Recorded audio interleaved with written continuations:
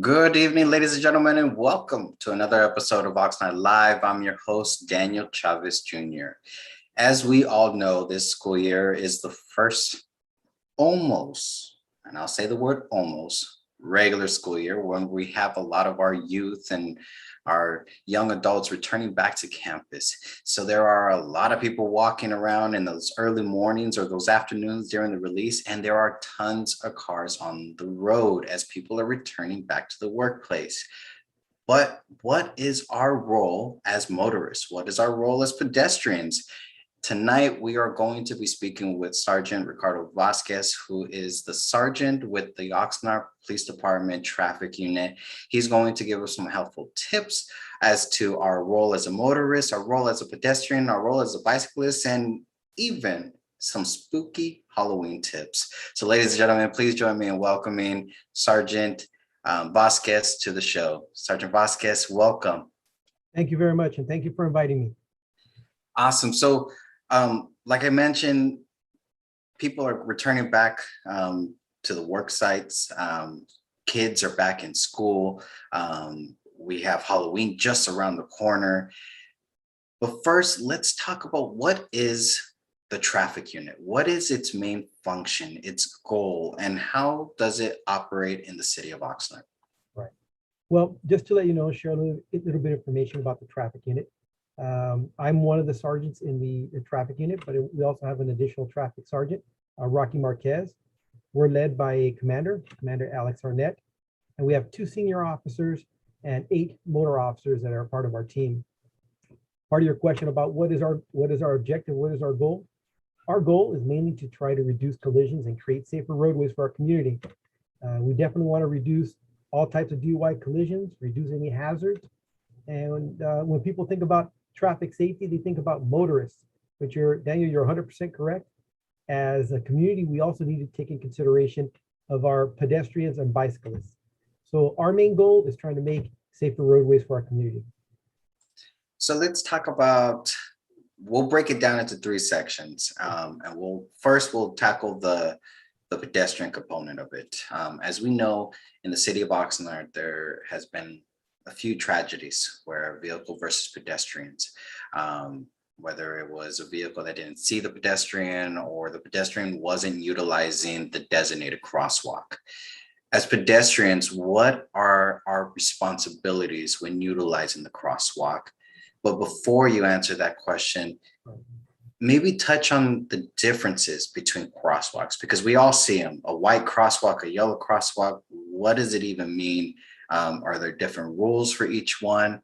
I know that was like 5 questions thrown at you, but I'm sure you can handle it. A really good question.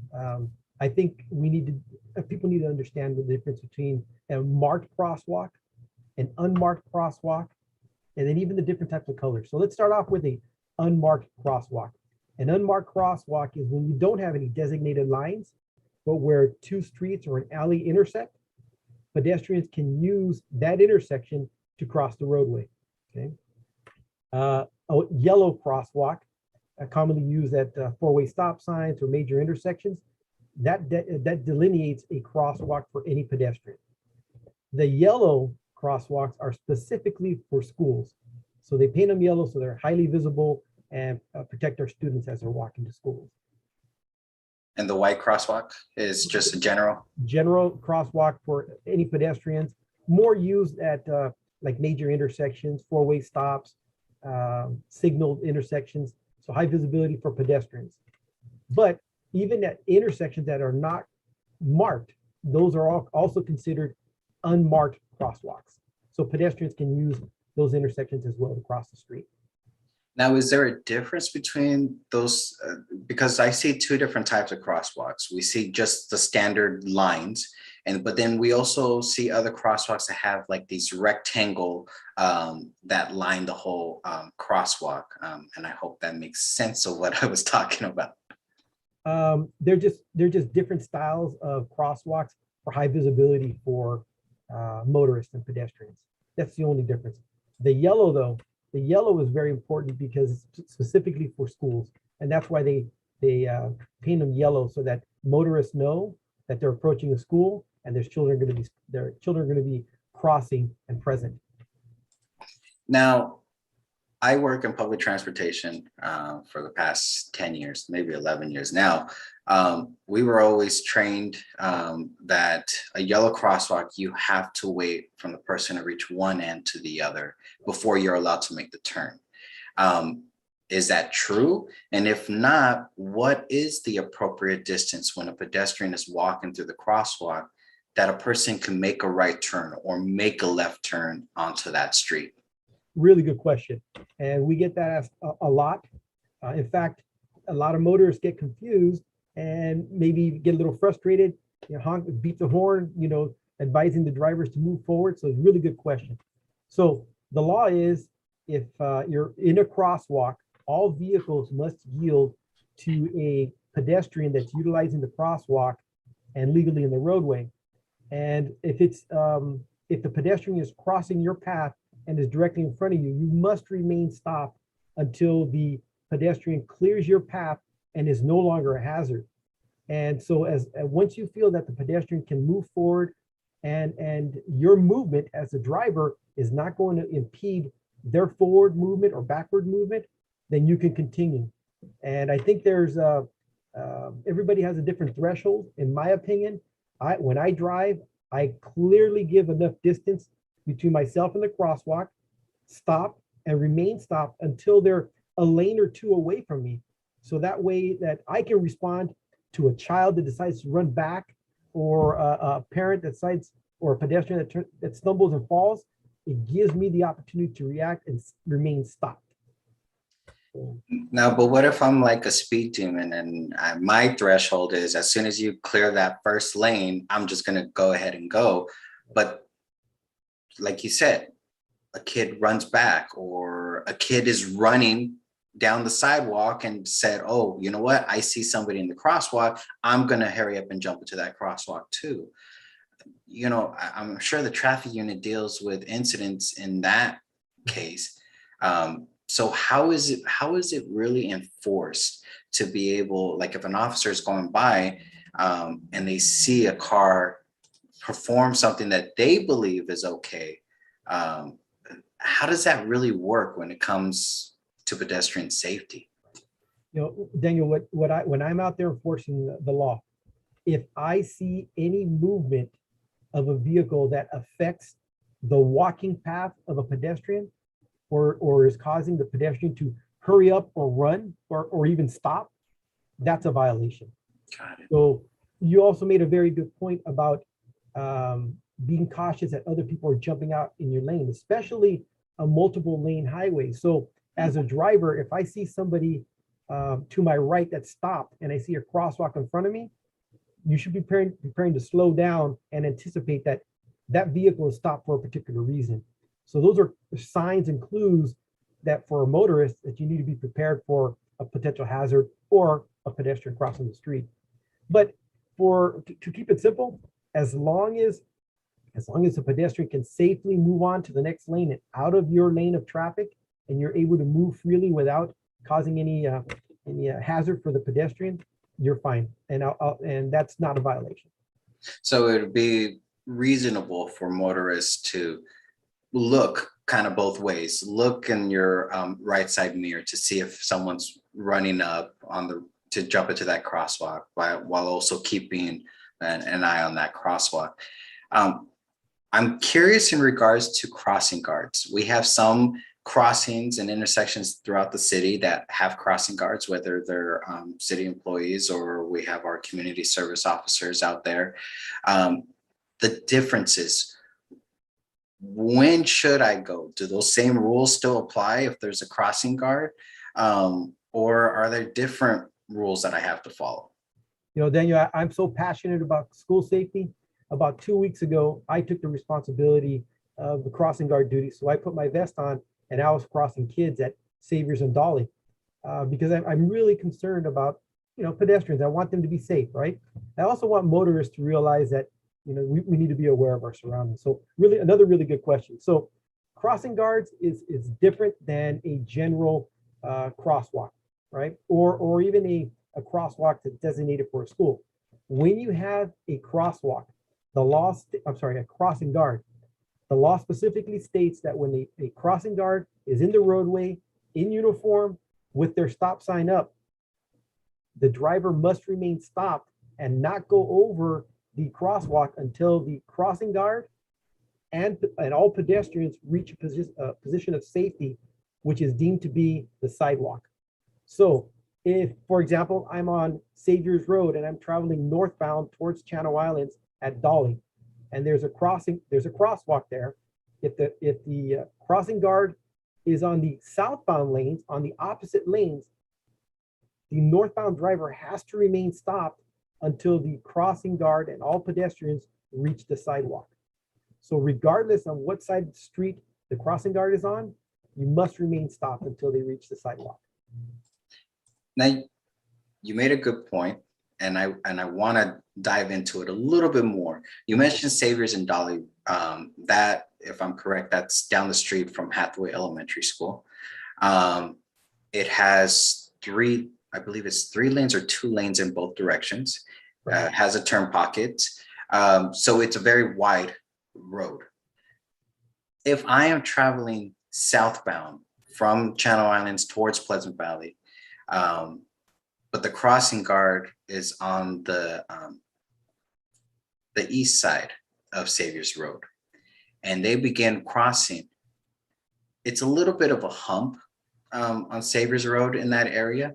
If I'm doing 40, because that's the speed limit, unless it went up, but 40 down Saviors Road, right, and I don't see the person with their sign out, because they're barely leaving the sidewalk, right, what are my consequences? Again, I'm doing 40. I know there's a crosswalk, but the visibility, in my opinion, is kind of low. right. So what happens to me if I go through it, even though the person's sign's already up? Right. Very good comments about visibility and line of sight. It's very important that when you're driving through those areas during school hours, you got to be cautious. But we're all human beings. We all make errors, right? And I understand that. And as officers, we have the discretion of whether or not to issue a citation. And in that situation, as you're describing, if I was working the area, I would not give that citation if the crossing guard did not give ample time for a motorist to respond. So we train our crossing guards to wait until there's a break in traffic and give the motorist ample time to respond, right? I generally would, like what you're describing, if it's not a clear violation, I won't cite that person. And our officers, our traffic officers are really good at using discretion. I'm a firm believer, Daniel, that it doesn't mean traffic safety and traffic education does not mean getting a citation. A lot of times, a verbal counseling or not stopping the person, realizing that, like what you're saying, it wasn't a clear violation. That's the right thing to do. So it doesn't necessarily mean that everybody has to get a ticket, but we do have the discretion. We do not have to give tickets to everybody. I know that scenario sounded a little too detailed. And I just want to put it out there that this never happened to me. I'm always very cautious coming around crosswalks. Right. But, there are those situations, like you mentioned, people do make mistakes, and it's not intentional. Maybe you're looking to the right, you saw something at the corner of your eye that you want to keep in mind, or, if we're constantly scanning our mirrors, looking around, sometimes you are going to miss something. So that's good to know that the officers have discretion if they feel like, look, it wasn't a serious one. A verbal is good enough. So that's also great. I'm curious in regards to fines, because we know that there are traffic fines, but if there's a crossing guard in the in the crosswalk, their sign is up high, it's visible, pedestrians are walking, and a car decides to make a right turn while that sign is still up high, what then happens to that motorist? Right. Well, there's 2 different types of violations. One is a crossing guard violation, and then one is failing to yield to a pedestrian. Those are 2 different sections and 2 different fines. The fines are set by the by the county, right? By all the fees and regulations, right? In the state of California. And but the two are different. Crossing guards violation is a little higher fine than the general pedestrian violation, pedestrian right of way violation. Um, as far as the process, you're exactly right. If you get stopped, a traffic officer has the right to give you a citation. A citation is not an admission of guilt. A citation is simply stating that you're willing to handle that citation, and you can handle it in various ways. You can handle it online, you can pay for the ticket in person, or you can go dispute it in court. So just by you receiving the citation from the officer, it's not indicating that you're admitting any type of guilt. But when you do receive the citation, it gets processed, and the county sends the driver a notice of violation and indicates the fine and the different methods of taking care of the citation. Good to know. I want to transition into our bike riders. We have multiple bicyclists that utilize our streets across the city. But we also see tragedies occur with bicyclists as well. We will see those white ghost bikes, which is memorializing those individuals that were victims of riding their bike and they were tragically killed. I have actually a couple of family members that have fallen under that victims riding their bike. They were avid bike riders. They would ride their bike everywhere. And unfortunately, it was an incident that took place. There are rules that our bicyclists have to follow based off of the California Vehicle Code. And people sometimes don't understand those rules. So first question is, while a bicyclist is on the road, they have to obey every single traffic law that a vehicle has to follow, because essentially they're a vehicle, even though it sounds funny, but they're a vehicle too, right? So if they run a red light or a stop sign, are the fines the same as somebody in a vehicle? Yes, you're 100% correct. A bicyclist has to follow the same rules of the roadway as a motorist driving a vehicle. So in essence, you do have to follow the same rules. So if you approach a red light or a stop sign, a bicyclist is required to stop. If you're driving on the roadway, you're required to travel in the same direction as close to the right side of the roadway as practical. And I'm going to mention it, even as a bicyclist, you're required to yield to pedestrians that are crossing the street. Same thing like a vehicle. So lighting is another good thing we need to talk about. At night, the law requires that you have a forward-facing steady light, and to the rear, you either have to have reflectors or you have to have a red light to the rear. So it's very important at night. Also at night, I would suggest wearing bright clothing. Make yourself as visible as possible. Now, the reflectors, those are the ones that are typically already manufactured on the bicycles, the ones that are underneath the seat, the ones that are on the pedals. But to go a step further, it's kind of recommended to have that red light on the back.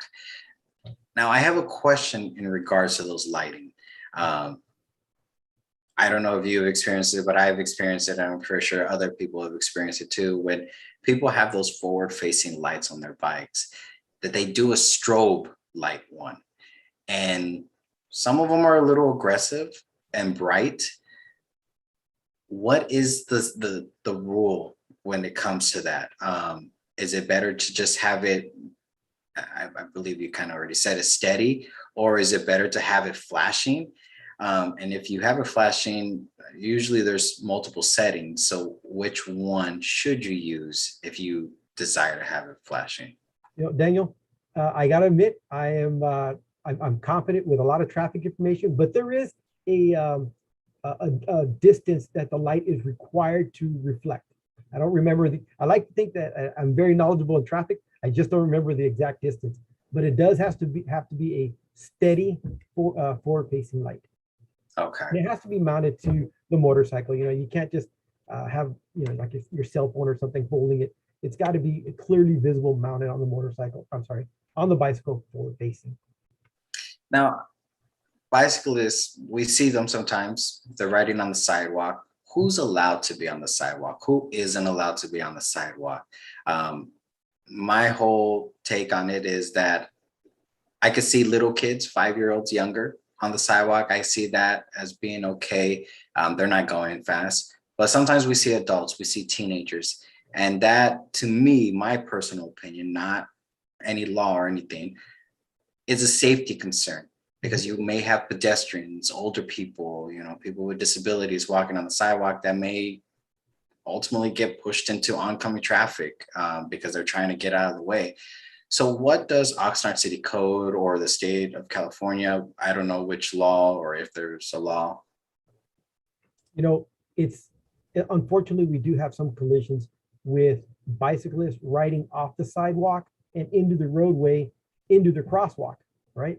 And as a motorist, as we're driving, we're not anticipating somebody coming off the sidewalk at a high rate of speed, like a bicyclist, right?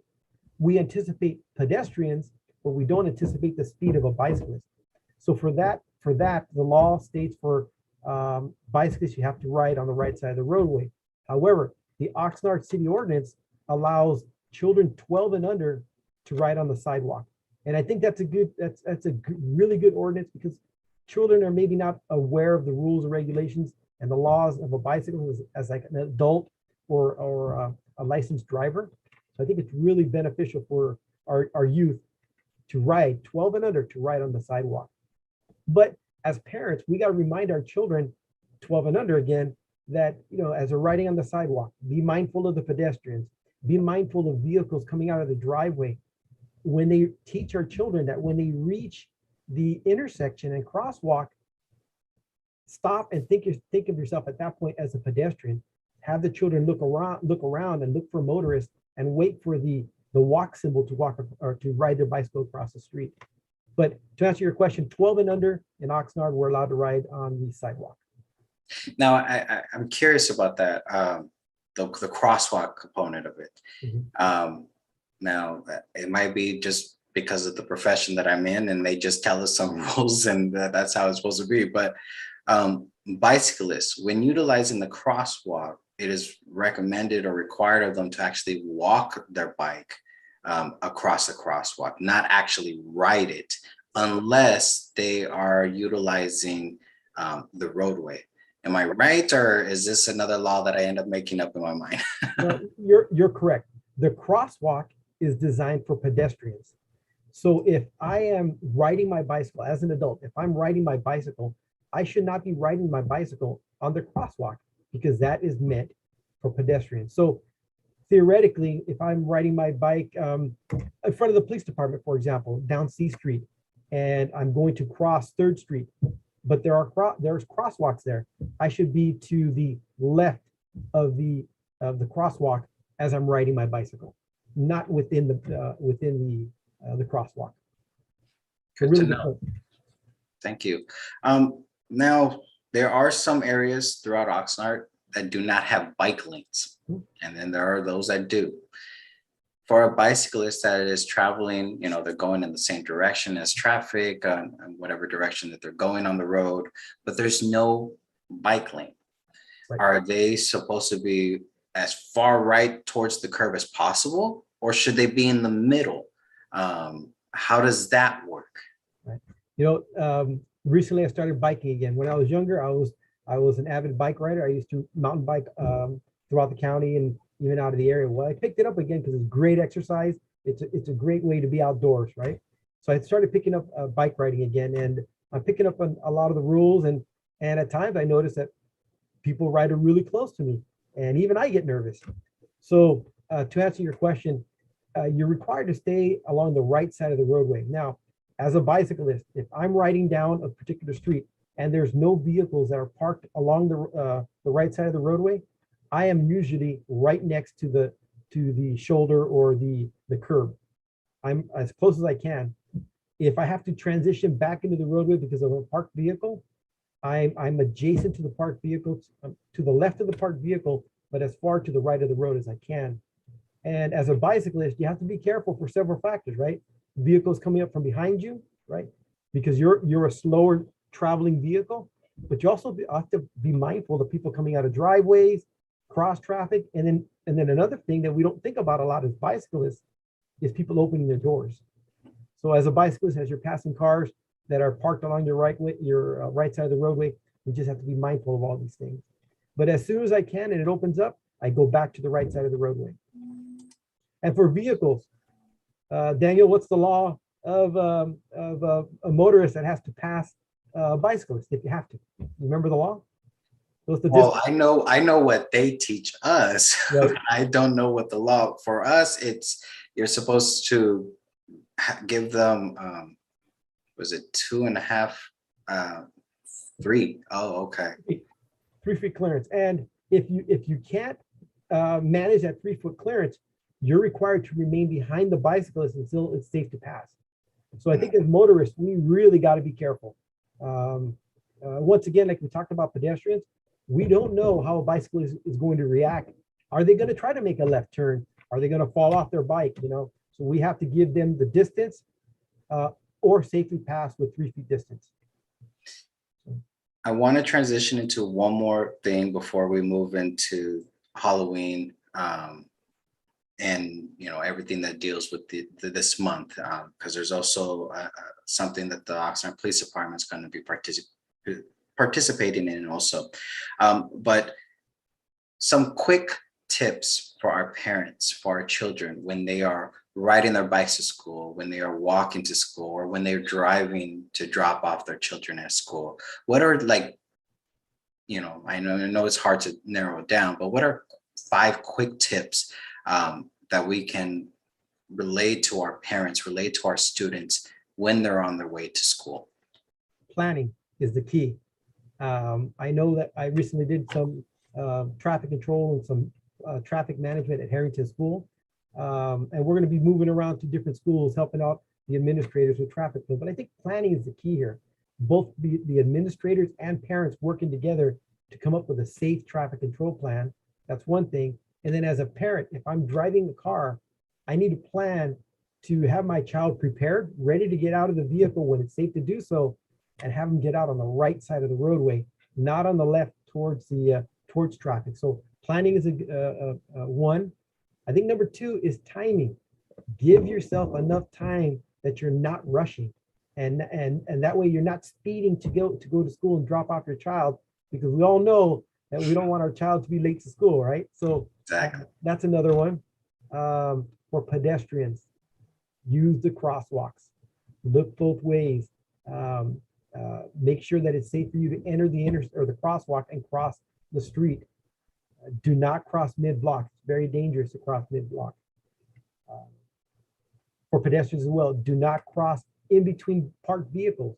I've seen that quite a bit where people are walking in between cars to cross the street. We shouldn't be doing that. And I think just overall, being aware that when you're going to school, children are present, and we need to protect our children in the city. I think by being mindful of traffic safety around schools. Now, the Oxnard Police Department, along with multiple other agencies across the nation, they engage in a campaign that pedestrians don't have armor. And it was a huge campaign in order to highlight the importance of being vigilant, to being aware of your surroundings as a motorist. Does Oxnard Police Department still continue to conduct those campaigns across the city with our schools? Daniel, we were the host city for quite a while for Pedestrian Pete and Pedestrian Betty. So what you're mentioning is it's a costume that was designed by the Office of Traffic Safety, and a volunteer, it was usually one of our cadets or one of our officers, would wear his costume of armor. It looked like a car with headlights and stuff, but it was a pedestrian. And the theme was that pedestrians they don't have any armor to protect themselves while they're crossing the street. So we were the host city for quite a while. Another city actually picked up the equipment and the costume, and now they're hosting the program. So yes, we do still participate in it, and it's probably something we're going to get back into it. Awesome. Now, we talked a lot about the traffic unit, and that it's not just a bunch of cool officers on motorcycles. There are functions. It is cool though. It's a great job. Now, what sets our department apart from other departments? I've had conversations with others that say that our department actually has a lot of officers in the traffic unit versus other cities that maybe have one or two. What sets our department apart from other? Not to bash anybody, but because every law enforcement officer does a very important role of protecting our communities. But what sets us apart from others? Right. And you're right. Every agency is very unique. Every agency has a great traffic unit, has great units in general. But I think what sets us apart is we have a great command staff that allows us to really focus on traffic safety, and they support us. One of our goals in our department that was established by Chief Whitney and all our chiefs is traffic safety. And it's not, traffic safety is not only the responsibility of the motor officers. Every officer in the Oxnard Police Department it's a goal for us to try to improve traffic safety. But I think what sets our unit apart is we only have 10 working motor officers and 2 sergeants, but we do so much. We have a really strong, dedicated team of officers. I'm really proud of my team. They anytime I need some assistance for a call out, unfortunately, for like a collision or something, or a major event, or a special project, or even wearing pedestrian peak costume, that all the way down to our traffic cadets. I mean, we just have a great team, dedicated employees. Awesome. Now, we're in the month of October. We know Halloween's here. Next month is Thanksgiving, followed by Christmas, followed by New Year. So it's the holiday season that is peaking up. Traffic unit plays a very important role, preparing and educating people around this holiday time. What are those efforts, and are there any lack of better words, checkpoints that end up occurring, because the traffic unit is responsible for conducting those checkpoints? Right. During mobilization periods, for example, like you mentioned, the Christmas season, Super Bowl Sunday, and even Halloween, those are mobilization periods that we try to be out to try to educate the community, reduce collisions, and create safer roadways. And you're right. So part of our goal is to be out there, be visible, and educate our community. So on Friday the 29th, just to get ready for, get our community ready for Halloween, we're going to host a checkpoint. And it's going to be in South Oxnard. That's on Friday night. So we'll have our entire team at a checkpoint. Plus, we're going to have another dedicated team, and I'll be on my motorcycle. We'll be out in South Oxnard as well, looking for impaired drivers through enforcement saturation. So we're going to have dual enforcement, saturation enforcement with motor officers on motorcycles, and our checkpoint on the 29th. And then on Halloween, my kids are older, so I volunteered to work Halloween, and several of the officers are going to work with me. So we're going to be out in the community patrolling our neighborhoods, making sure that people are driving safe and keeping our community safe.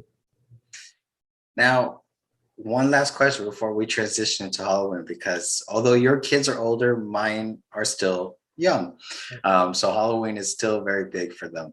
But the traffic unit, it's different from the other patrol officers. Not just the fact that they ride motorcycles and, pop wheelies. I'm kidding. They don't, I don't see them pop wheelies. But they don't operate pretty much 24/7. They have set time frames of when they operate. What is the reasoning behind that they operate in certain time frames? Right. So we operate, or we work based on the needs of the community. So for example, right now, you had mentioned it earlier that, people are going back to school. We've been out of school for a year and a half. And so we're getting a lot of complaints, some issues. We want to make sure that schools safety is a priority.